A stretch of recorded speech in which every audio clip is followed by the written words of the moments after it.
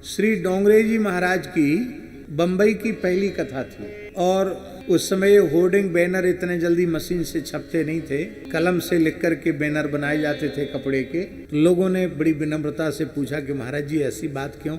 बोले कल से हम बंबई आए हैं तो बंबई का वातावरण देखकर, परिवेश देखकर हमारे मन में आया कि पहले ये मनुष्य तो बन जाएं, तब भागवत की कथा सुने। और मनुष्य को मनुष्य बनाने वाली कथा तो राम जी की कथा है। बोले हमारे लाला की कथा, कन्हैया की जो कथा है ना, उसको सुन के रस तो ले सकते हो, उसकी नकल करोगे तो पतित हो जाओगे। ठाकुर की नकल नहीं की जा सकती। हर चरित्र की नकल करोगे और तुम क्षीरहरण की नकल करो तो पहले तो जेल जाओगे, चोरी की नकल करो तो भी जेल जाओगे, और कहीं रासलीला की नकल किया तो यहाँ तो दंड मिलेगा ही, नरक में ठौर ठिकाना नहीं रहेगा।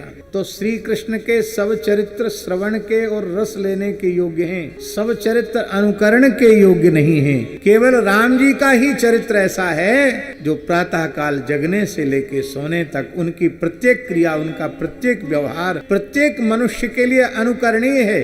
इसलिए मनुष्य में मनुष्यता का आधान करने वाला चरित्र श्री राम चरित्र है। इसलिए नायक के जितने दिव्य गुण हैं वो राम जी में सिद्ध होते हैं। और राम जी केवल नायक नहीं हैं, नायक चरित्र नायक तो संसार में बहुत होते हैं, राम जी नायक नहीं हैं, राम जी विनायक हैं, विशिष्ट नायक हैं। राम जी के जैसे राम जी हैं।